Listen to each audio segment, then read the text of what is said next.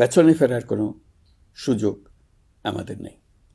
আমাদের এই কাঙ্ক্ষিত রূপান্তরের লক্ষ্য হবে সকল ধরনের বৈষম্য অবসানের রাজনৈতিক আয়োজন নিশ্চিত করা, এদেশে গণতান্ত্রিক ও নাগরিক সমতাভিত্তিক একটি রাষ্ট্র ব্যবস্থা প্রতিষ্ঠা করা।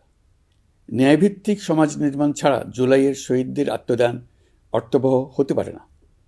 ফেসিবাদ বাংলাদেশকে আদর্শভিত্তিক সকল রকমের লক্ষ্য থেকে বিচ্যুত করে গভীর অন্ধকারের দিকে আমাদেরকে নিয়ে গিয়েছিল। আমরা আবার প্রিয় বাংলাদেশকে সাম্য, মানবিক মর্যাদা ও ন্যায় বিচারের পথে ফেরাবার লক্ষ্যে কাজ করছি।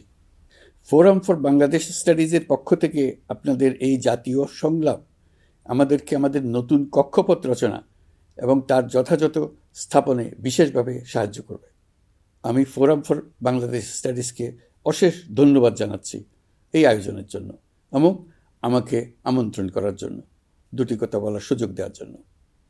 আপনারা এই সংলাপে 3টি বিষয়কে বিশেষভাবে গুরুত্ব দিয়েছেন: ঐক্য, সংস্কার ও নির্বাচন।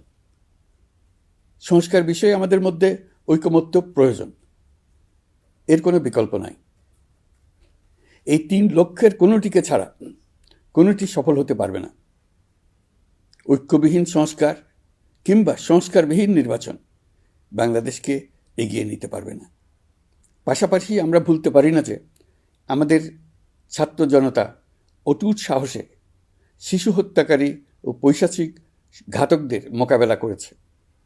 মানবতার বিরুদ্ধে এমন নিষ্ঠুরতাকে অবশ্যই বিচারের মুখোমুখি করতে হবে। গুম খুন থেকে জুলাই গণহত্যার বিচারের চ্যালেঞ্জের বিষয়টি আপনারা আপনাদের সংলাপের অন্তর্ভুক্ত করেছেন, এতে আমি আশ্বস্ত হয়েছি।